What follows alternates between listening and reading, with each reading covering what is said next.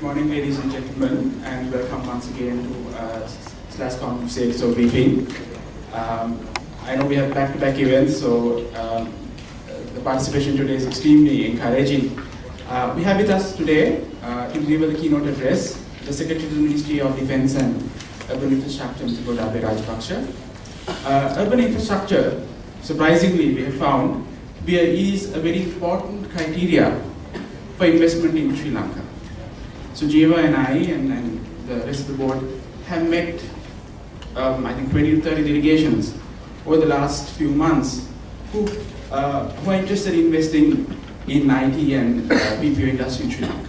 And one of the first things that they ask us is about the outlook for urban infrastructure. So this has to some extent surprised us, and therefore we thought the best person to talk about the outlook is the architect of this policy in recent times, Mr. Rajapaksa, who also, interestingly, you will find later, has extensive experience in our industry. To get things underway, let me start by inviting our chairman, Mr. Gotabaya Rajapaksa, to give you an outlook on the state of the industry and the way forward. But before that, I know all of you are very busy executives. Please turn off your electronic devices, at least to silent mode. I didn't do this yesterday because I trusted that the audience would be professional enough. In the middle of our event, we had all sorts of noises. And so today, I would like to politely request you to turn off your electronic devices for a few minutes at least to silent. So Jiva, you can start off. Thank you. Defence Secretary, Mr. Gotabaya Rajapaksa, distinguished participants, very warm welcome to all of you. Since my colleague will shortly be introducing our chief guest, let me use these 10 minutes to give all of you a brief introduction to SLASSCOM, its objectives and activities, the current state of the industry, and a few words on the relevance of urban infrastructure to our industry. A couple of people have asked me, SLASSCOM being an IT BPO chamber, why did we choose this particular topic? Actually, it is a very, very relevant topic to our industry. SLASSCOM is an association consisting of the IT BPO industry participants in Sri Lanka. We started with less than 70 members about 5 to 6 years ago. We have now doubled in size to close to 150 members as of now. So our membership is growing by around 20% annually, which is an indication of the growth of the industry also. Internally in SLASSCOM, we are organized to address the key aspects of our industry. Primarily, we have several fora, but our thrust is focused on demand generation and capacity creation. Demand generation is to make sure that we get the orders coming into Sri Lanka for us to achieve the revenue target, which is $1 billion by 2015 in export revenue, which is aligned to His Excellency's government's target, which was also announced in the recent budget speech. And capacity is not only do we need to generate this amount of orders, but we have to make sure that we have the capability of delivering. So our entrepreneurship, capacity and quality forums are all focused on ensuring that we have the capacity to deliver the business worth of $1 billion. In this endeavor, we have several partners whom we have teamed up with, formally through MOUs and informally through various engagements. So we have state institutions such as ICT, BOI, Export Development Board, all of these involved, and various other stakeholders with an interest in this industry like major accounting, IT bodies, etc. A few words on why IT BPO for Sri Lanka.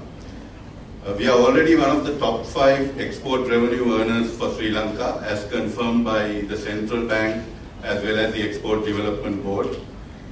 And not only are we one of the top in terms of gross foreign exchange earnings, but when it comes to net foreign exchange earnings, we are even higher because in our industry we export only the ingenuity of our people. we don't have any imported raw materials that we add value to and re-export. So the value addition in our industry is close to 100%. Our industry provides white-collar jobs in comfortable, safe, secure surroundings, which is what most of the young people in Sri Lanka today aspiring to. And we have achieved the status of one of the top 5 exporters without the benefits of any special concessions like quotas or special tariff concessions like GSP, etc., which are enjoyed by certain other industries. IT industry has come to this status purely through the competitiveness and quality of our offerings to the global market. We are clean and green industry, relatively speaking. We do not have any industrial effluents or emissions in this industry. Industrial harmony is another key point, because many industries in Sri Lanka are plagued by poor industrial relations and work stoppages, strikes. In the history of our industry, we have not had a single incident of industrial unrest, politically motivated or otherwise, and this is something which we believe is a strong reason why any government or every stakeholder interested in Sri Lanka's economy should support this industry. Relatively, we have less reliance on government-funded infrastructure and institutions. Many of our traditional export industries for many decades have had state-funded institutions, departments, ministries, which have helped them to come to where they are now.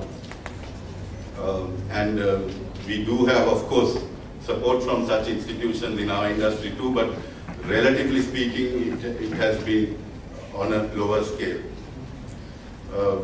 Needless to say, the investment in our industry, we don't need huge amounts of bricks and mortar and machinery to start an IT business. Even a few enterprising, young, smart people can get together and in their backyard, they can start an IT business with relatively low investment.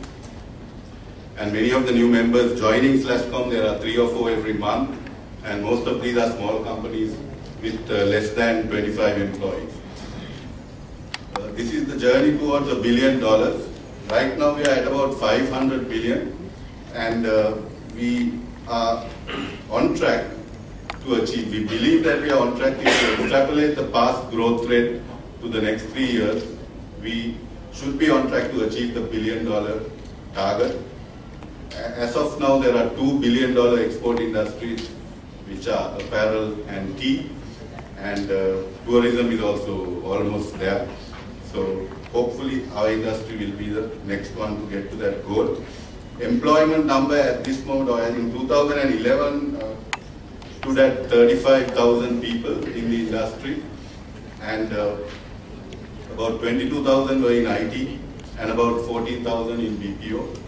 And in order to achieve the $1 billion target, we need at least 80,000 people to enter this industry, or 80,000 people in total in this industry. And that is where the link with urban infrastructure comes in, because where are we going to house these additional 50,000 people who are going to join the IT BPO workforce? And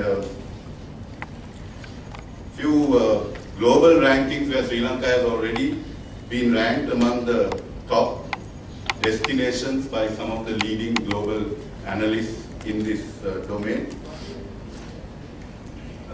This slide shows some of the leading global players who are already here in Sri Lanka. The middle block, you see some of the well-known multinational companies which have been operating in Sri Lanka for several years already. Companies like HSBC have been here for more than 7 years. They have one of the largest BPO delivery centers in Sri Lanka with over 2,000 employees. And on the right-hand block, you see some of the globally known brands or companies who use products and services of Sri Lankan suppliers. And perhaps one of the best known examples, London Stock Exchange today runs entirely on software which is built and maintained in Sri Lanka. And London Stock Exchange, the speed of a transaction is measured in milliseconds. In other words, every second there are thousands of transactions happening, and it's the software built and maintained here in Sri Lanka by SLASSCOM member companies which is powering the entire stock exchange in London. Every time you make a booking on Gotabaya Airways, on their global website, you are using software which is built and maintained here in Sri Lanka by SLASSCOM member companies. So it's just an example of the capability of our membership. Moving on to the connection with urban infrastructure, if you examine the P&L of any of our member companies, the highest cost item for most or virtually all of us is the human resource cost, but soon after that comes the infrastructure cost. Infrastructure includes communication infrastructure, electricity, and real estate. So the cost of real estate is one of the key important factors for success in this industry, and this is a global benchmarking exercise by Richard Ellis Real Estate Consultants, which shows that compared to many of our competing countries, Sri Lanka has one of the most cost-effective real estate pricing in this whole region. Similar statistics here from the real estate consultants Jones, Lang, LaSalle, who have published this report which is specifically about Sri Lanka's real estate market. And in this chart what you see is compared to other outsourcing locations in this region, the availability of real estate as well as the price of real estate. So what you see on the vertical axis is the pricing, and you can see that Colombo is virtually at the lowest level when it comes to pricing. However, on the horizontal axis you see the available square footage of office space. Also Colombo is one of the lowest, so that is one of the problems we need to tackle. Ideally where we ought to be in this is at the bottom right hand side, close to where Bangalore is, where the price is low and the supply is also high. And that is where we need to move with the developments that need to take place. However, you can see in this, when it comes to pricing, that we are way below many of the other competing cities. What that chart didn't show is the other side of it, which is quality. Now, it's not just price and availability, but what is the quality of the infrastructure. And this is again a global report from the World Economic Forum, which ranks the infrastructure quality in various competing countries in outsourcing industry. And you can see here that Sri Lanka ranks very high when it comes to our infrastructure quality. Infrastructure, of course, includes many aspects, including the quality of the environment, the transport infrastructure, connectivity in terms of air transportation, as well as quality of communication infrastructure and electricity. Now, though we all complain about the price of electricity, I'm sure all of you will agree that when it comes to stability and quality of power supply, Sri Lanka has enjoyed, at least from my recollection, 12 years, we have not experienced any power cuts or brownouts or blackouts of any kind, which even other major cities like Manila, Delhi, etc., it is a common occurrence. So this global ranking already puts our infrastructure quality almost on par with developed countries. I think something which will be of special interest to our chief guest, the business cost of terrorism and crime. Now, a lot has been said in global media about terrorism in Sri Lanka, but when you really analyze the numbers, and this is not a Sri Lankan report, this is again a World Economic Forum publication quoted by A.T. Carney, those of us who have worked for the last 2-3 decades in the middle of terrorist situation that existed in this city know that in spite of the incidents that we had and bombs that we had going off, the actual number of days of work lost and the cost to business was minimal. And that is what is demonstrated in this chart, where Sri Lanka ranks pretty high. When I say high in the cost of terrorism, it's not the high cost, but it ranks higher than other countries in that the relative cost of terrorism on business has been low compared to countries like Pakistan, Egypt, even Philippines, Vietnam, etc. One other interesting indicator in the last right-hand side chart you see there is the number of homicides per 100,000 people in the most populous city.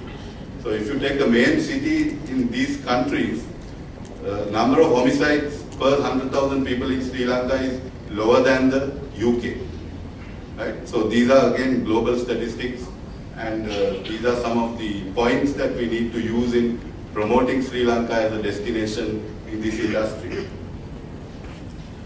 Right, ladies and gentlemen, I just wanted to give all of you a brief flavor of SLASSCOM, its activities, the industry, and also the importance of infrastructure for our industry.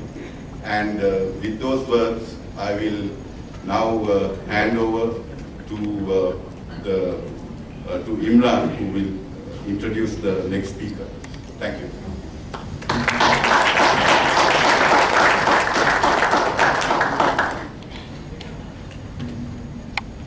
Thank you, Steve. As Studios slides was going on, I noticed that some faces cringed because the logos of their clients are not there. Obviously, we can only take so many in a slide presentation. We have companies that if you do a transaction on eBay, you would be using Sanjeeva's software, and if you're using school management systems, we'll use the Akula software made by Virtusa and so on. So we also have companies listed on NASDAQ, and therefore we couldn't really cover all our achievements. So it's a small slide presentation, so if you want more information, you can contact the SLASSCOM office, and we're quite happy to give you all the information you want about the industry. Next, to introduce our guest speaker, particularly about his background, all of you know some of it, but you may not know the part connected to the IT and so on. Somebody who knows that intimately is somebody who's worked with him during his tenure in the IT industry. Anuradha Tennakoon is the country manager at the moment of Motorola Solutions Sri Lanka, but more importantly, he's also a board member and chairman of our Capacity and HR Forum. So let me introduce Anuradha to come on board and introduce our guest speaker.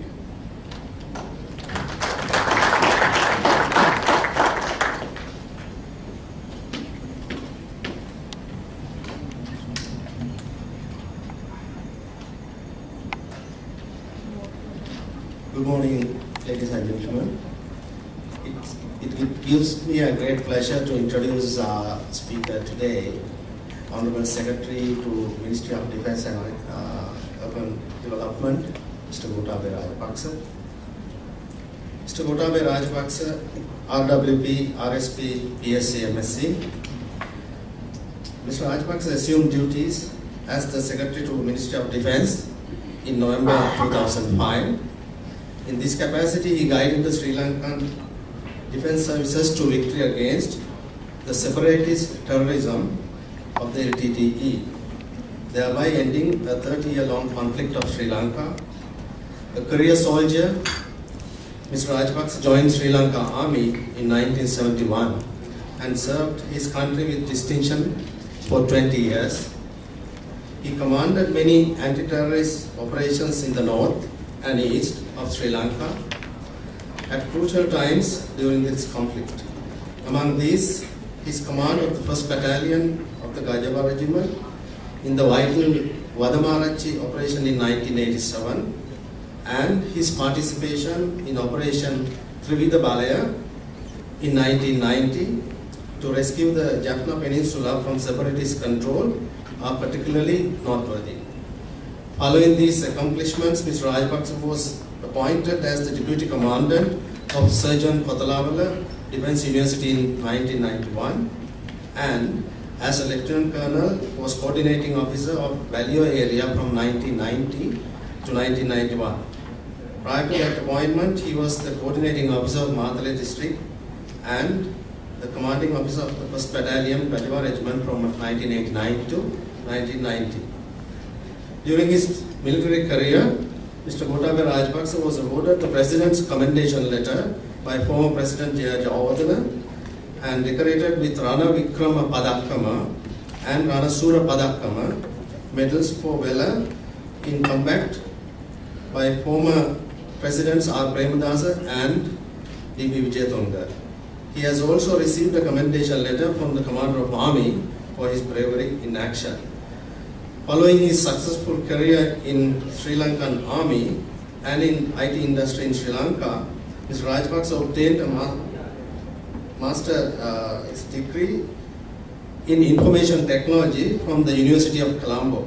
He subsequently worked as the Unix system administrator of the prestigious Loyola Law School in Los Angeles, California, prior to returning to Sri Lanka to take up his appointment as the Secretary to the Ministry of Defence. So, as part of SLASSCOM, we thought he is the best speaker to educate us on this vital subject important to our industry as the Secretary as well as an experienced IT professional. Sir, it's with great respect now I invite you to enlighten this distinguished gathering on the future outlook of urban infrastructure development in Sri Lanka. Good morning.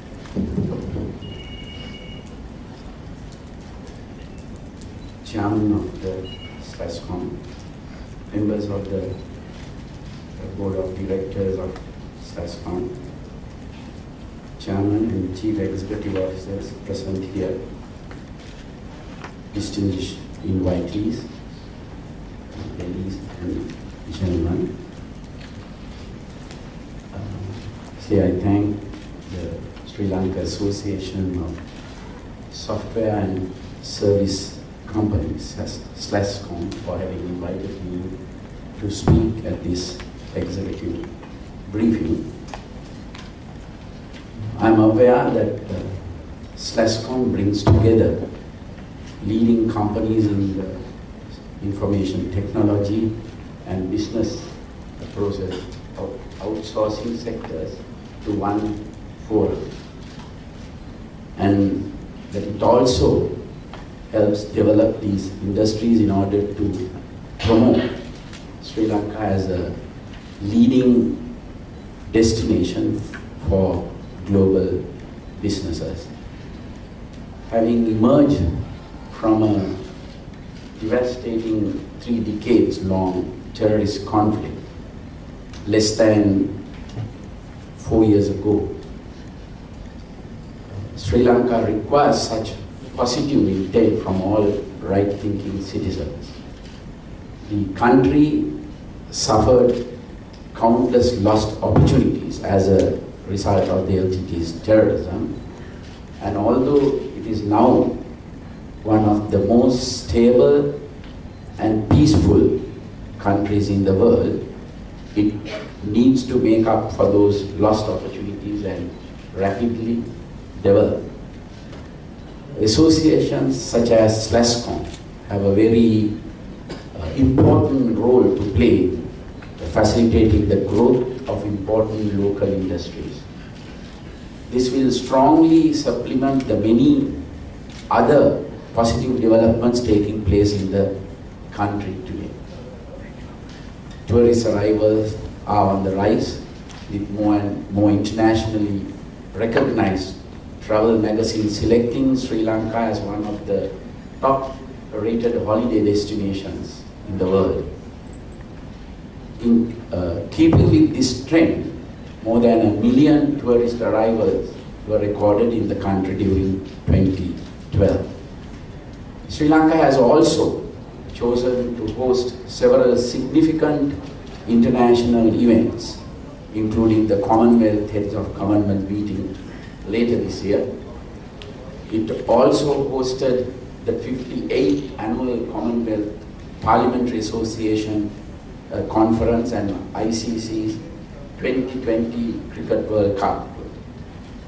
Many leading international companies have decided to invest in Sri Lanka in the hospitality and estate sector. This includes the Shangri-La hotel chain, Indian ITC of India, Hyatt Hotels, Sheraton Hotel, Indo-Ocean Developers, and the Krish Group. Sri Lankan companies too are investing in these sectors, with several planning to construct several new mixed developments, hotels and office buildings. In this context, it is very important that Sri Lankan companies in various other sectors too commit to this development drive, promoting new ventures and creating further growth opportunities throughout the country. There are many sectors in which Sri Lanka has tremendous potential. The IT and BPO sectors are two of the best examples. There are already a number of local companies that have made a mark internationally by developing very high standard software products. Most of the software engineers and other professionals who develop these products were educated and trained here, as were the entrepreneurs who created opportunities for them to build strong careers in this field. As the country presses forward, more and more such opportunities need to be exploited. Sri Lanka has extraordinarily talented professionals in many fields, including accountancy, engineering, and medicine. They require more avenues in which to make use of their talents.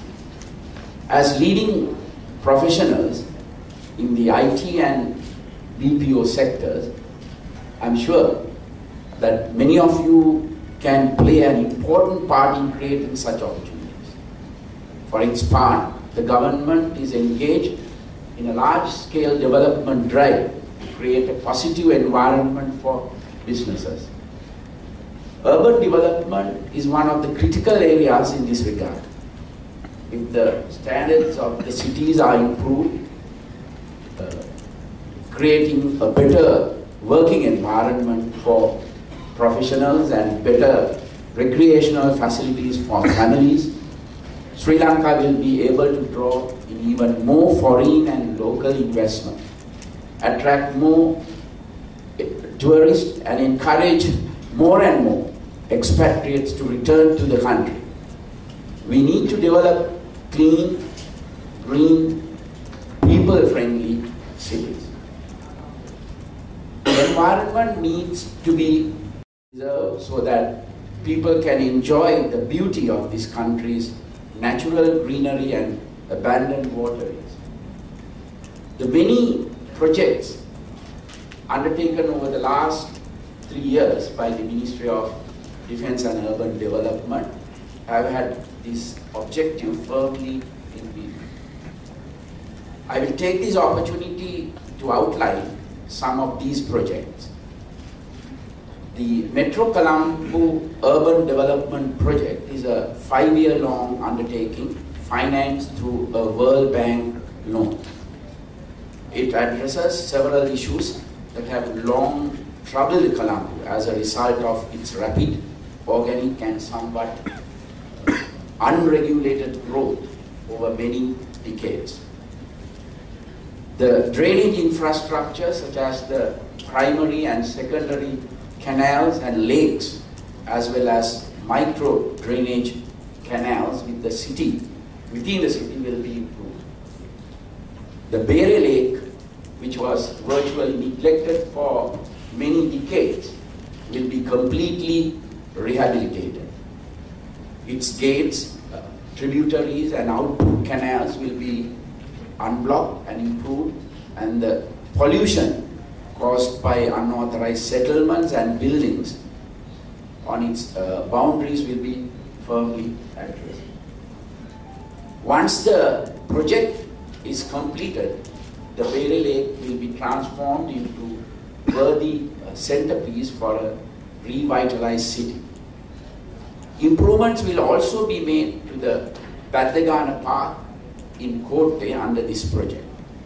It is important to note that the institutional capacity of the municipal councils and urban councils will be strengthened so that the improved facilities will be maintained properly. A green growth program will also be carried out to protect the marshy areas in the metro region, enhance its biodiversity paths, reduce greenhouse gas emissions, and improve the eco-friendly nature of the city. The many projects undertaken by the Sri Lanka Land Reclamation and Development Corporation to increase and enhance the waterfronts in the city and suburbs are also noteworthy. A number of new lakes have been created in the Sri Jawadanapura Court area, including Rampalavatta, the low-lying areas of Palavatta and Talawatuguda. The Verasa Ganga Basin Stormwater Drainage and Environment Improvement Project involves the dredging of the Verasa Ganga as well as improvement to the drainage of the Bolgoda marsh and the development of several canals. By improving the quality of the water retention areas and waterways, stormwater drainage will be improved while the overall beauty and pleasantness of the Greater Colombo area will be greatly enhanced. Colombo will once again be able to become the garden city of the East. The development of public open spaces is another critical step in the improvement of urban spaces.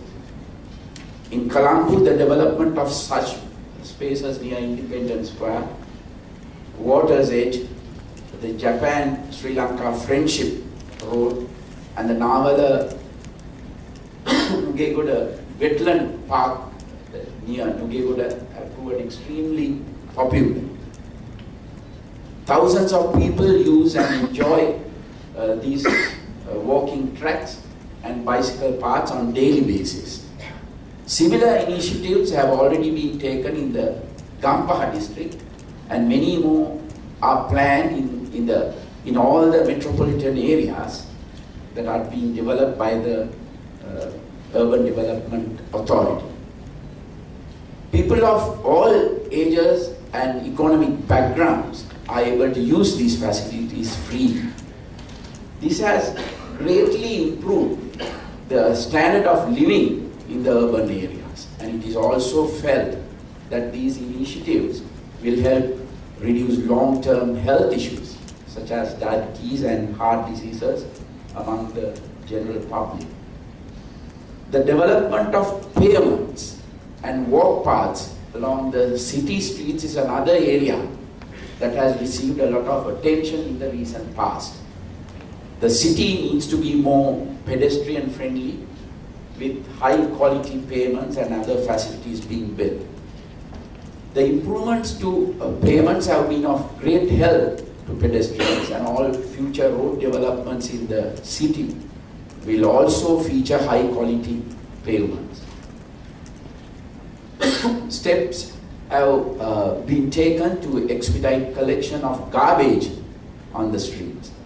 This includes the setting up of a separate division within the police to monitor whether the companies awarded contracts to maintain the cleanliness of streets and public areas are doing their job satisfactorily. Steps are also being taken to rationalize the billboards that are such an eyesore and hide the greenery and the beauty of the urban spaces. Another initiative that helps in this regard is the demolition of walls around the public buildings, playgrounds, and other public areas which had kept many of Colombo's best architectural features hidden from public view for years. These are now open for the public to see and enjoy, and this has contributed to the uplifting of Colombo's image as a beautiful city. The restoration and rehabilitation of some of the country's old buildings is another important initiative. In addition to the ancient historical sites such as those in the cultural triangle, Sri Lanka has a very rich architectural heritage from the colonial times. There are a lot of buildings still standing that date back to the British and the Dutch periods. Some of these buildings have wonderful architectural features and some are in a state of preservation only in Sri Lanka. We want to preserve these important buildings as part of our heritage, and some that were neglected for a long time, including the old Dutch hospital in Fort and the Colombo racecourse, have been renovated and transformed into public spaces housing high-end shopping and restaurant facilities. The old Auditor General's building, which was also a hospital dating back to the Dutch era, is currently in the process of being rehabilitated. These initiatives are also taking place outside Colombo. For example, there are a lot of restoration going on in the Gaul Fort and the Jaffna Fort, which had been damaged by the LTT during the war, is now being completely renovated. The assistance given to improve the lives of people in underserved and unauthorized settlements is also worthy of mention. These settlements are mostly on state lands in various parts of Colombo, including on reservations set aside around lakes, canals, roadways, and railway tracks.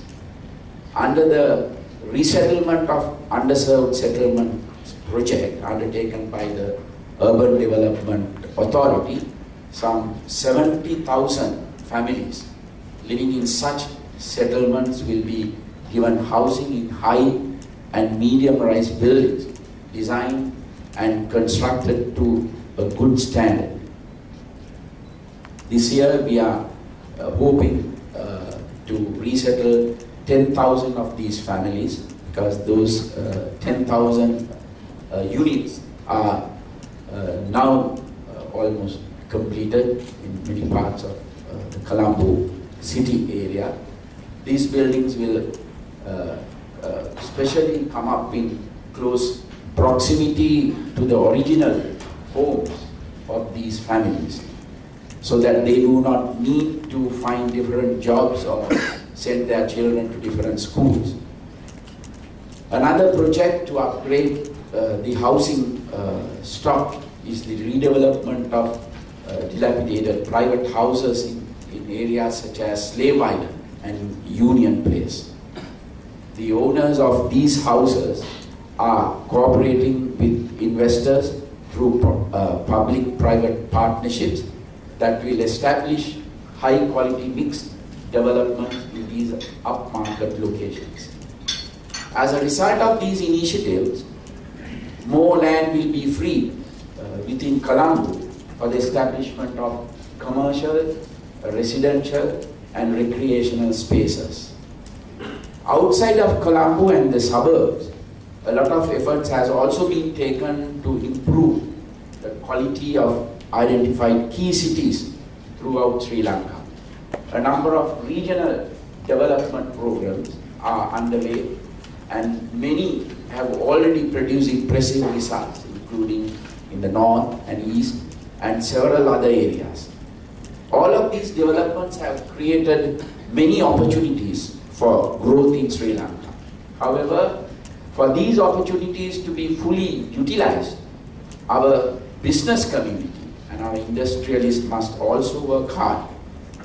While developing a world-class capital city is essential, it is also important to accelerate growth outside the Western province. The quality of life in these larger cities outside Colombo are improving as the urban development of those areas improve. And it is important for established companies to branch out into these areas.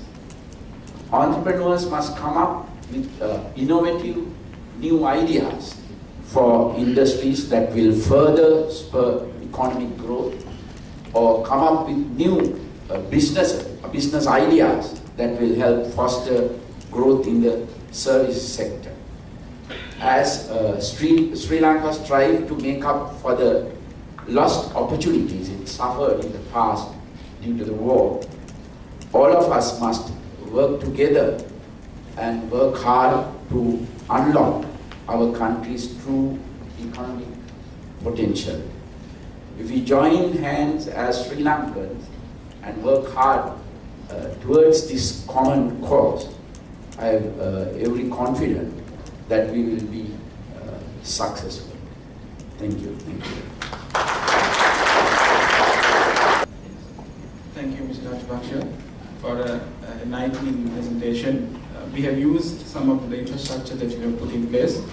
I have seen personally the development of the Jaffna Fort. It's a quite impressive project, and my wife and I were there about a couple of months ago. I was actually surprised that we actually had a boy in that area because of the level of development that has happened in that area.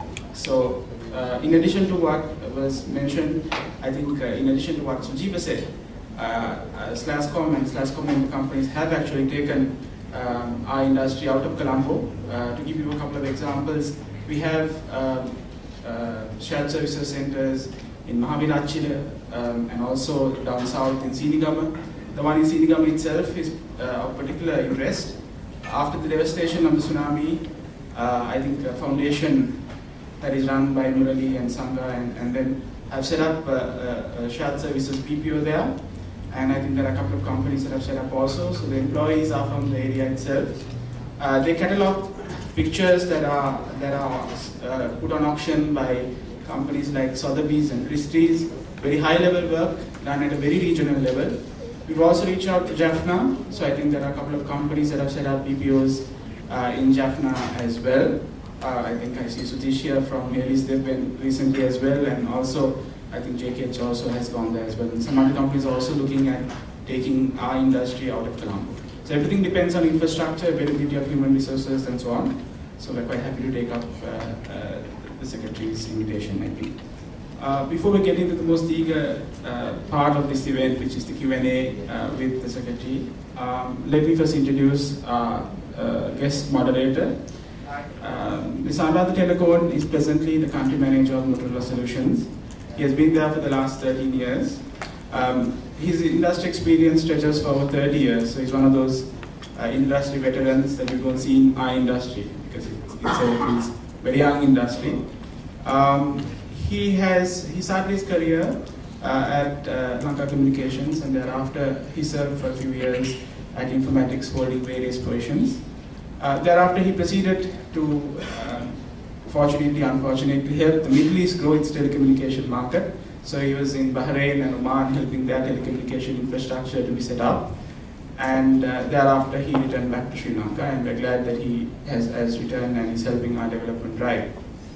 He holds an MBA from the University of Colombo and is a certified professional marketer, and also he's a member of Certified Management Accountants of Australia.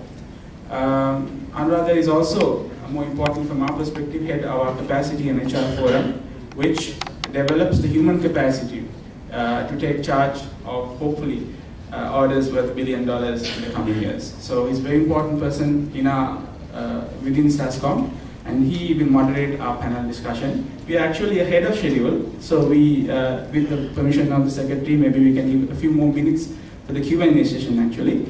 However, the questions related to this should be limited to urban infrastructure development and outlook, because there are other forums to raise other issues. And today we have very little of the Secretary's time, and I think we need to ask as many questions on the urban infrastructure as possible, so that we are empowered then to answer the questions from the investors who come and ask you every day, should I invest in Sri Lanka? So let me invite Mr. Tennakoon to accompany the Defence Secretary for our Q&A session. Please identify your name, the organization you represent, and also please once again turn your mobile devices off. I see a few on, particularly from our media friends. I know it's difficult not to do so, but then professional courtesy demands that we do. Thank you. So until the distinguished gathering come out with their questions, for the benefit of our industry, may I ask you whether you have any plans in Urban Development Authority to set up kind of a common, or one may call it a park or common place where the knowledge industry can be accommodated. So this knowledge, when I say knowledge industry, I don't refer only to IT BPO per se. It may be electronic design industry, it may be IT, BPO, or maybe apparel design. So because Sri Lanka as a whole, we have we are very good at this design industry.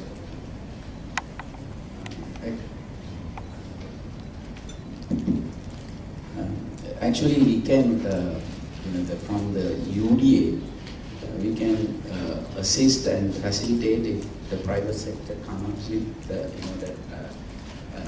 as his presentation, that there are many opportunities for the development of this type of parks, because there is a demand for that.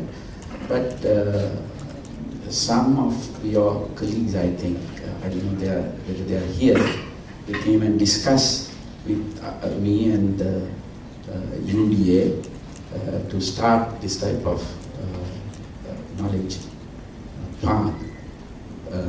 We initiated that project at the old Tripoli market. We are going to renovate that place, and they want to start their companies, few companies there. I'm sure, I don't know whether anybody is here from those companies who came to discuss with me. That is underway. That is actually as a start. That is, but at the same time, under the Hambantota development project, there is a plan to develop a knowledge park at Hambantota. But I know the requirements of these companies, especially the facilities for the families and the children. And that's why we are looking places close to either Colombo or Metro Colombo region. I think the one that we are going to start, the Tripoli market is one of that type of project. Thank you. It's a good initiative, and maybe it could be the phase one of such. Is there anyone at the audience who is involved in this project at Tripoli market? Sankapa, can you give some insight to it? Yeah, probably I can. Can you all hear me? So, though I have not met you in person, sir, I was behind the brainstorming sessions with Dr. Sanjay Virwana. So I'm representing Zone 24/7. Again, I'm basically my first mentor was Mr. Tennakoon. I was part of Motorola before that. So what we were thinking there is to another set of people who are representing heterogeneity of different intellectual capacities, including electronics, then software, all these things, because the value addition happens when you put different things together. The whole idea is to come up with a one place where we can bump different people's ideas and thoughts. So I think in that initiation, lots of academics are there. So University of Moratuwa, I think University of Peradeniya is there. then doctors, because we are representing pharmaceutical is another very big industry where we can do research, they are there.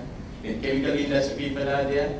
So everyone wants to bump their ideas. So far, I think other than few organizations, we are exporting most of our commodity raw materials, commodity knowledge. So idea is to have a facilitation place, then when people mix and mingle, they can come up with different interesting thoughts. So I think, thank you very much, Wilson. I think you have extended your fullest support because that was a scattered set of people, and without your encouragement, that would never materialize. And I think the only the delaying mechanism is that group represents a non-profit organization called TRACE, and I'm talking on behalf of SLASSCOM also at that TRACE, and we don't want to have different sets of entities. This country is so divided. We want to get everyone together rather than having independent islands. So connected set. So we are building this innovation network through that one. And thanks to your encouragement, I think everything is moving forward very well. Only delay is setting up that non-profit organization. It takes 21 days before getting the registration. So I think it's almost at the end of that 21 days. The trace will be operated very shortly, and then it will be signed a MOU with UDA, and then it will be for weeks. Last week also, I think some representatives of trace, I was not there, but I think I was behind the discussions, and they presented to UDA, and things are moving very well. And we have the feeling that June, because we've given the notices to all these people in this area, given notices, they need about another 2 months to vacate. June, it will be taken care, and I think Sri Lanka Navy is going to do the construction. Thanks to you, sir. I think it itself saved 2/3 of our costs in this one, and whole project is funded by UDA, and I think we are not putting anything. So basically, it's the concept. I think it's thanks to him. He's facilitating all these things.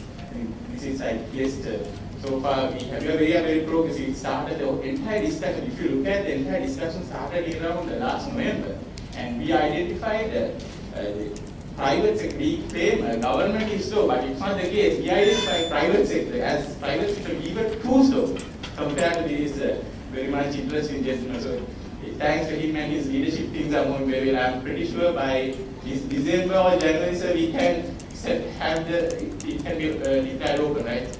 Okay, thank you very much. Thank you, Sandra.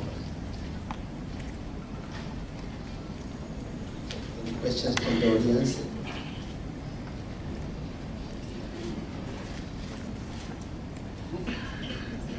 Excuse me. Can we have a mic, please? Hello, sir. My name's Shane DeCowie. I'm from IBM. I actually represent IBM's Smarter Cities business in Asia Pacific. But I was born in Sri Lanka, so I'm really looking forward to seeing this beautiful city grow. Although you can tell from my accent, I'm from Australia.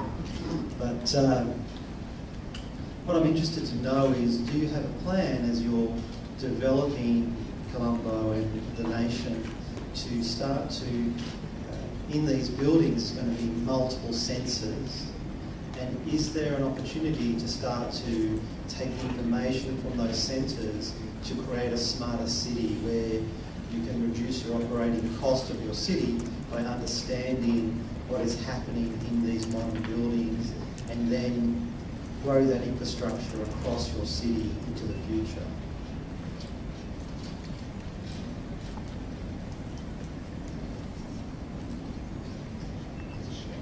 Are you talking about the cost of the installed infrastructure? Or? No, sorry, the question is not very clear. No, that's all right. Let me explain. In modern buildings, they have so many sensors, everything from air conditioning sensors to light sensors, and what's happening around the rest of the world is they're starting to integrate the information from these centres to reduce the cost of running those buildings. In fact, even reducing the cost of running a city. So if I could use an example, a simple example, lighting. Lighting makes up about 35% of the cost of an ongoing cost of a building. If you have sensors in it that turn the lights off as people are moving between the floors of the building, it actually reduces the cost.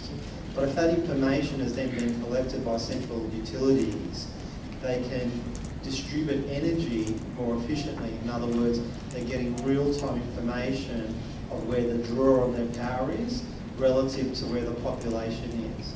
So what we're seeing around the world is that cities like Rio and other developing cities are now building into the infrastructure of these new buildings and these new parks, as you talked about, these modern ways of collecting that information to run the buildings in a more greener, in a lower cost sense, but at the same time improving the quality of the services they provide their citizens.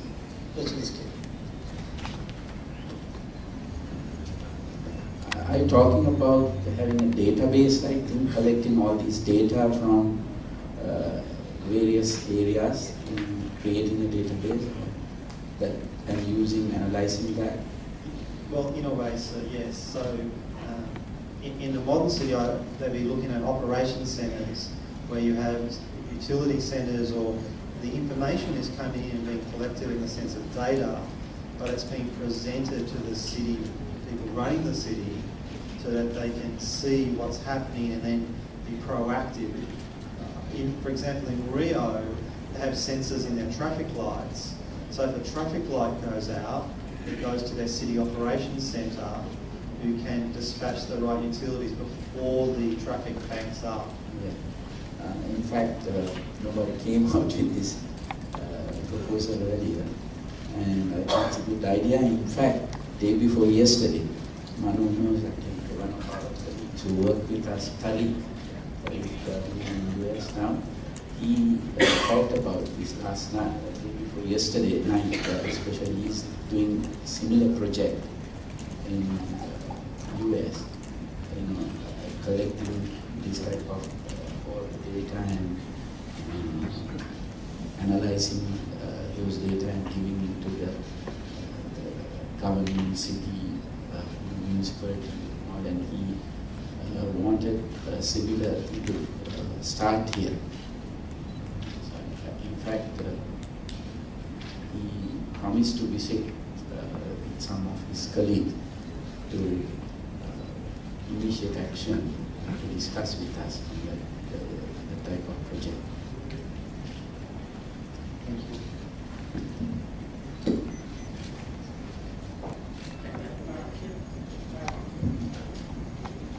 Hi, I'm Sanjay Virwardhan, CEO of WSO2. I have a question about schooling. So one of the limitations for urban development, even in Colombo, but especially when you go out of Colombo, is the lack of high quality, non-exclusive schooling. And are you involved in doing any of those things, or are you trying to sort of work with the Ministry of Education and so forth? Because there are private international schools and so on, but those are not accessible for many people. And if you're trying to get, say, Hambantota area to have a IT company to have an operation, people with children can't go there unless there are high quality schools. So is there any part of that in the overall plan that you're working on? It's not from actually, it's in the overall plan from the Education Ministry, not from the urban development. But we have thought of that, and in fact, under the task force of Hambantota, we have considered that, and to not only the school, we are planning to open a faculty of the Gotabaya Defence University, one faculty in Hambantota, and also the sports facilities. And we have thought of that, and we have planned that in our major development plan for the Hambantota city. And we have recognized that, and even many investors who come to UBA to discuss. This is one of their major concerns, that the schooling and better living environment for the families. That's why still that they prefer to be close to Colombo. But if you take the present day education standards, most of the best students come from outstation. This time it's from Lakeside, that's from my hometown. Rajapaksa Mahavidyalaya produced the #1 from bio and math both, 2 students from Lakeside. So that actually the education standards are very good in outstation schools. So that it's easy if we develop that. In fact, we have that plan to develop, especially when we think of taking the development to outside, to other districts. This is one thing that we have to do it, but it's easy when you think of the educational facilities and standards of these schools.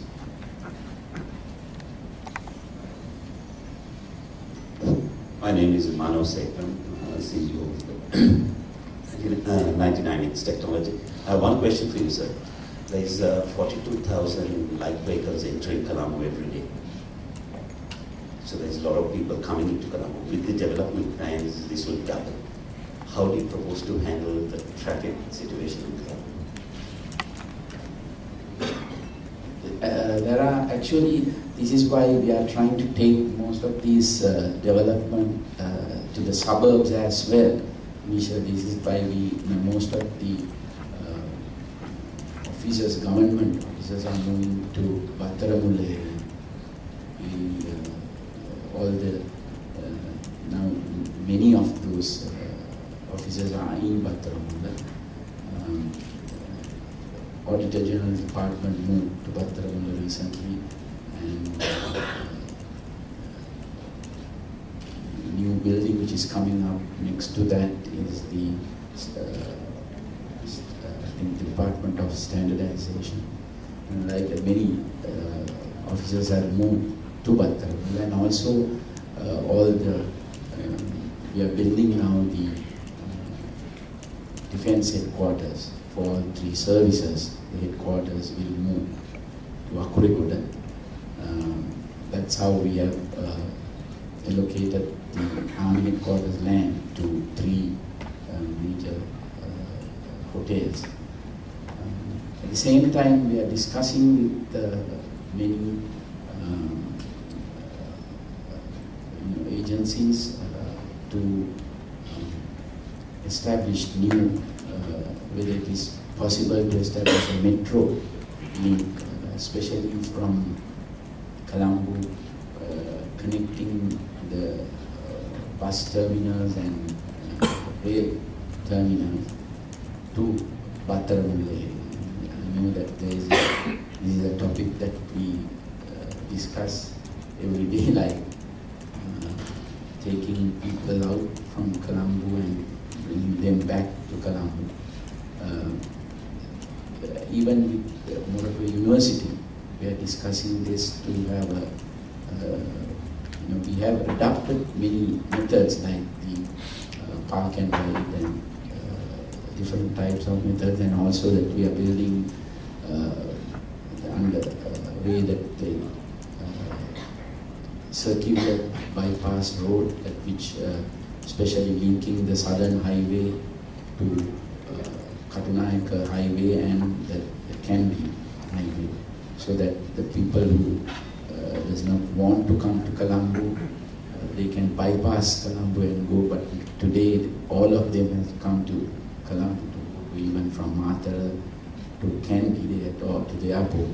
They have to go through the Colombo city. So once the bypass, the circular road comes, I think that traffic can take those bypass routes. And the metro project is one that we are discussing with several number of companies too.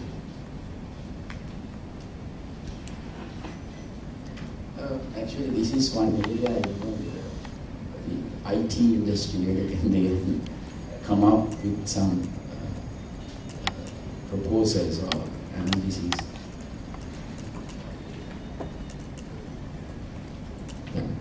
Mr. Rajapaksa, can you enlighten us on the progress of the Colombo-Katuna Expressway? I saw a media report that says it will be completed by August. This is a question that keeps getting asked by us about the expressway, and also the road. They are on schedule. So it will be completed on August. Yes. And also progress on the road to Kandy, and also I think we're looking at one to Jaffna. How are the progress on that as well? The A9 is almost completed. But if you, I don't know whether anybody has visited Jaffna recently, the roads are very much better now. The A9 is very good, and also the Mena, and also the rail tracks, both rail tracks are coming on schedule. So then almost all the highways going down to south, then the east, already in a good condition. Then the next one is I think the important one is the Kandy-Colombo highway. That's under discussion. Mr. Rajapaksa, you are talking about cleaner city, but we have been experiencing garbage disposal in Colombo, not only in Colombo, the other Devela, Montevideo and Porte or Katuela, those areas. Do you have any plan for garbage disposal? Because many developed countries use garbage for generate energy and the other stuff also. Yeah, but it's a very, I know this is a major issue.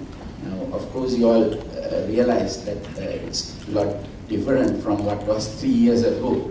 I think like the war, there was a war to dispose garbage in Colombo.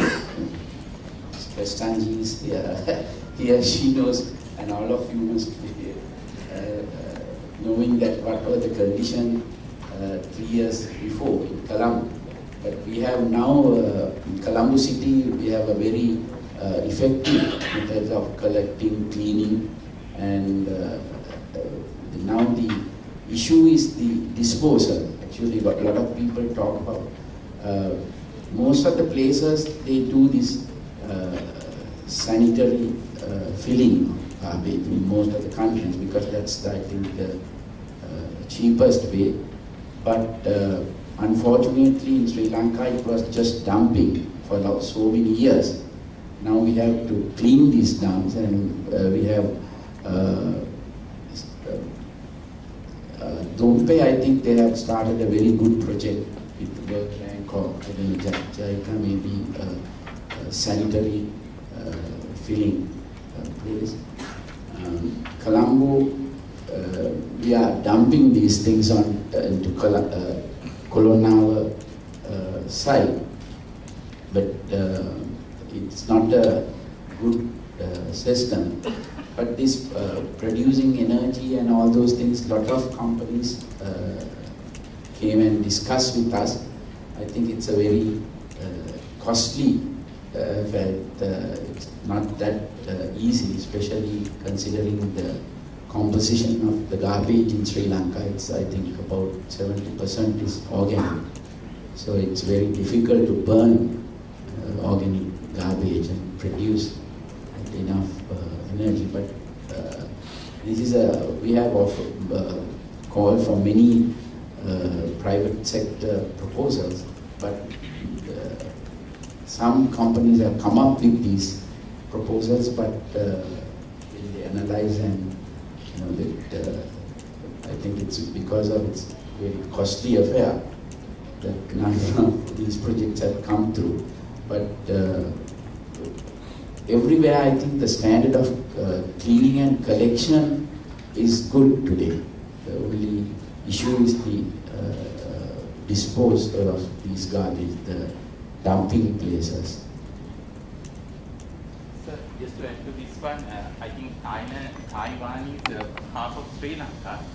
When I was, because I'm representing electronic industry, lots of hours at cost days, and initial part I was doing lots of dealing with factories in Thailand. And when the very first time I visited Thailand, and as usual we just start having our meals as leftovers, I I just put them into one cup. And the representative, my counterpart engineer, he came, he separated all these things because he said they are going to fine us. So I think one suggestion is, because I think we should impose sorting at the point of origination. So that itself can change. Personally, I do that at my place. I'm staying in Colombo. Mrs. Prasad can tell you the difficulties of, in fact, the Colombo municipality initiated this, they introduced this project in Vellavatta area as a pilot project, but they couldn't, it was not successful because people, you know, they are so busy and they don't want to put these things into three, you know, the recyclable and the organic, they don't want to do that. I think they failed in that project in Vellavatta area. And I must say that we have achieved this standard without any fines and, you know, imposing a lot of restrictions. It's just purely supervising and doing this. And I myself, I think, call Abans daily at least 10 times when I see various places not clean, and they're doing a reasonably good job. And also the police, the environmental police is doing a great job in keeping the city clean. The Colombo, of course, you know, the cleaning and disposal of garbage comes under the local authorities. That in Colombo, it's the municipality. All the candy, gold, those comes under the municipalities, and all the other town councils and the Pradesha Sabha. Colombo, luckily, they have a fairly good revenue, so that they can outsource this collection of garbage and cleaning, and it's a costly project. But the other outstation, their problem is they do on their own.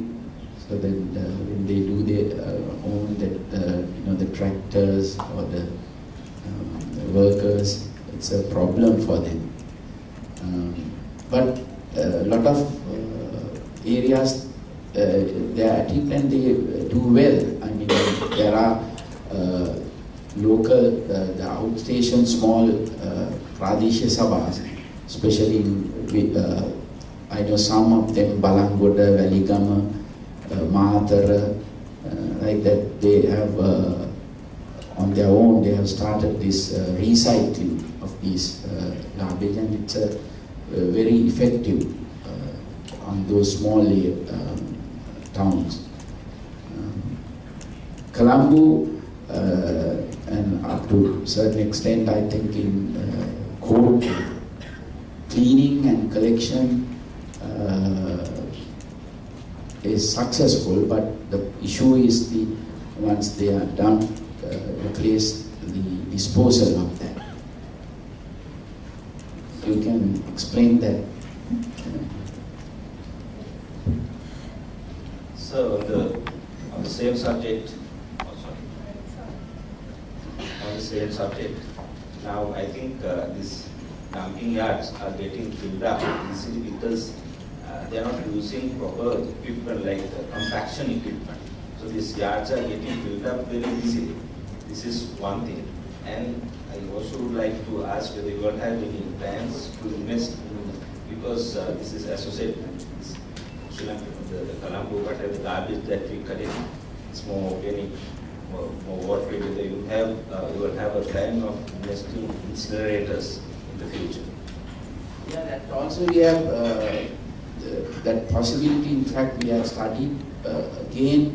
That's now we are trying to get one and to see. It's not that easy actually because of this composition of the garbage. Most of them, you know, their advice is to do a sanitary filling of the land because of this issue. Because it's very difficult to burn when the composition, that's what they say, the experts. So they don't want, we actually want to give this to the private sector to start. But there are difficulties that I think the Abans must have studied this and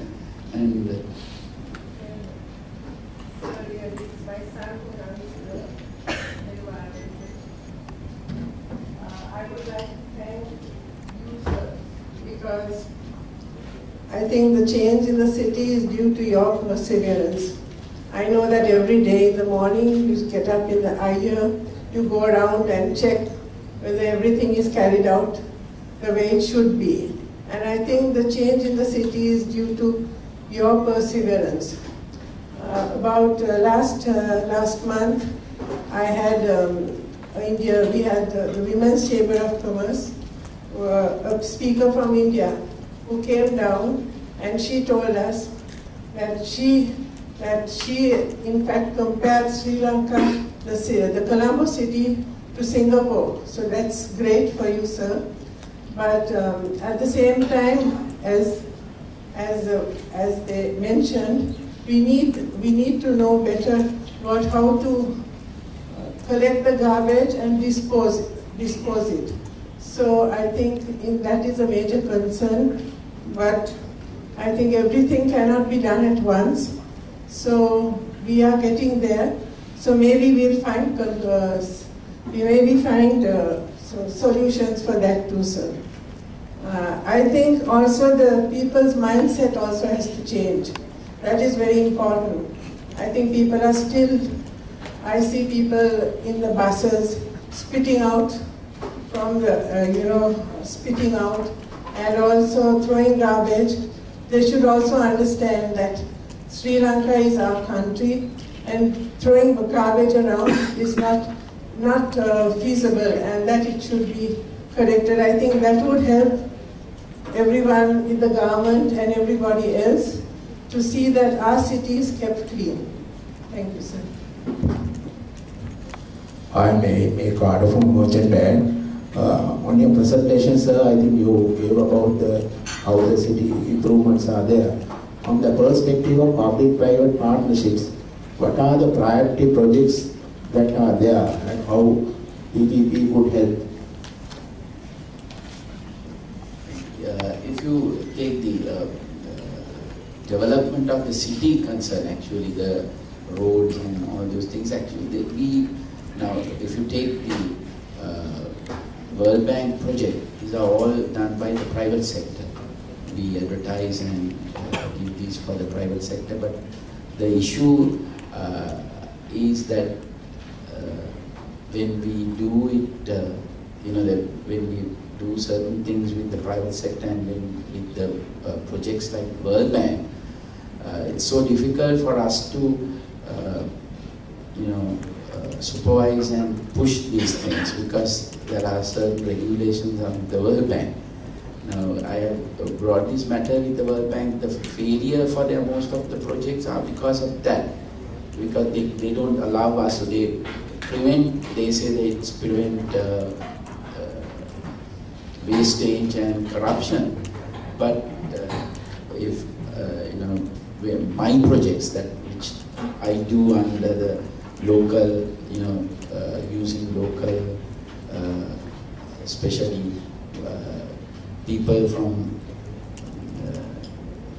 RTA, the people, I push them and get these things to the required standard and also in the time. But I have found that most of the projects that I'm doing with the World Bank assistance are not that efficient. These are done by all the private sector though. This is where I think that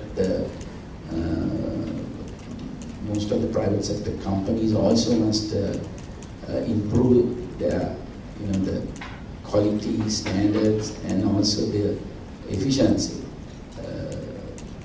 Most of the time, they don't go into details. I think that is what is lacking in Sri Lanka. I don't know in your industry, but most of the industries, they don't go for the finish. that is where actually the difference, that going into more details and to see, to bring up a quality product in any area. I know even most of these developments in the city, there are many companies which has come up and doing all these things, but they don't put their full effort into this, especially into this the time factor and also the quality factor. But most of the projects has to be with the private sector. All those things cannot be done by the government. I mentioned one project which we are trying to do in the Slave Island area, where it's completely the government, that's the UDA, is only the facilitator.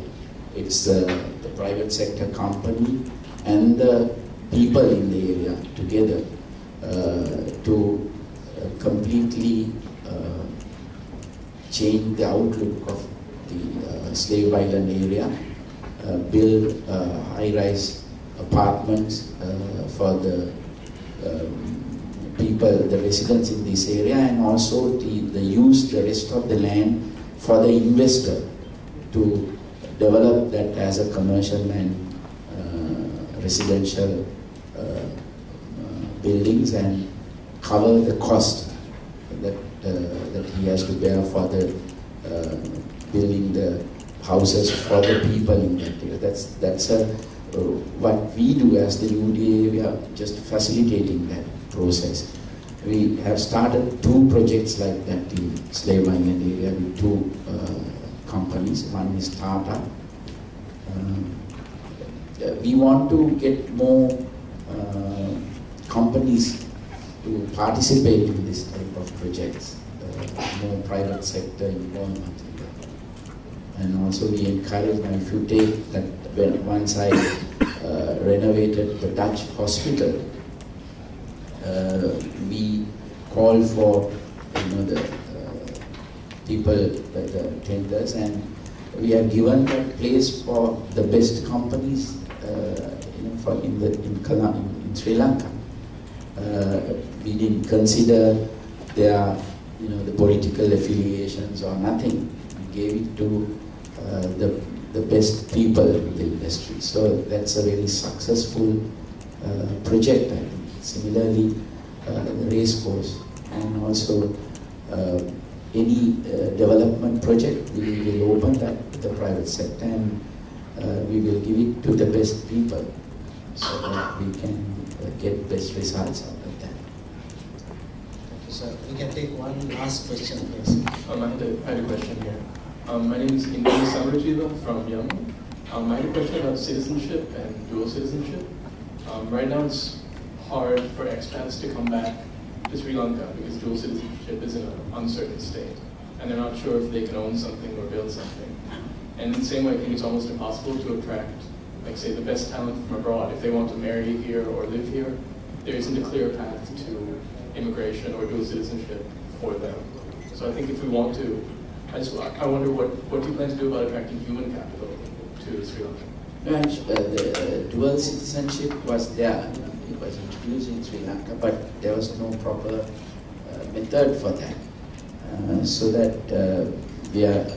we want to introduce a new procedure that's going to be changed.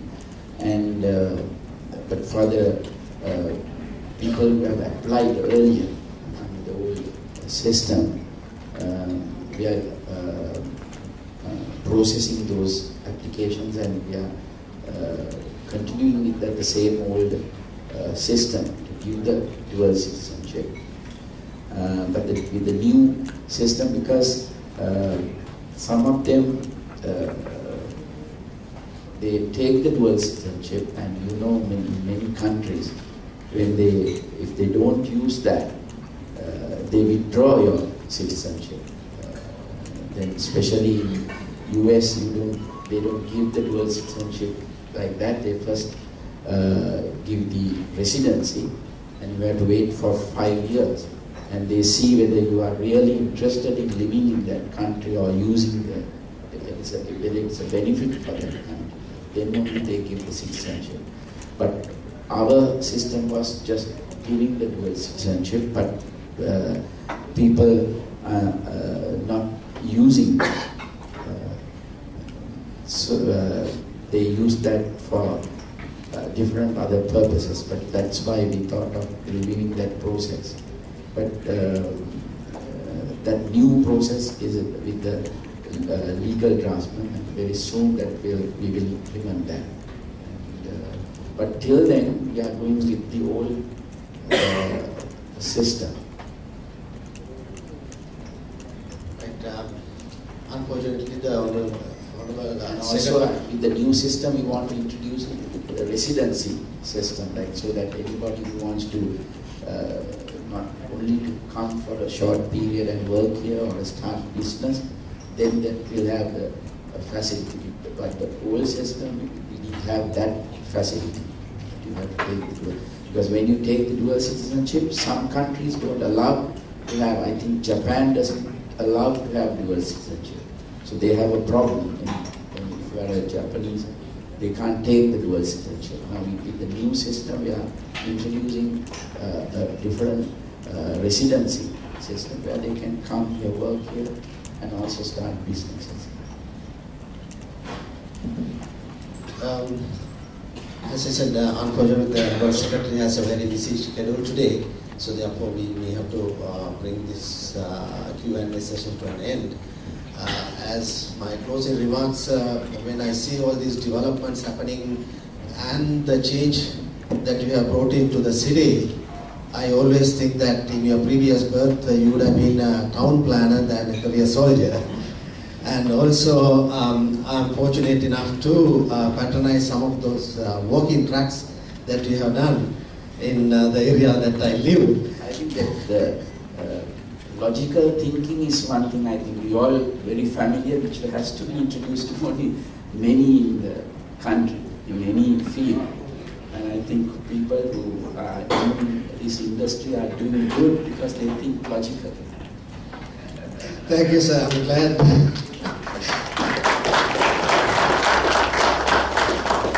I'm glad to hear that you've been part of the industry in the past. So what I was trying to say is these walking tracks, they have become so popular. I have seen in the evenings and during the weekends, there is no parking slot anywhere. So by doing that, you have beautified the city as well as you are building a healthier nation. Thank you so much for all your initiatives.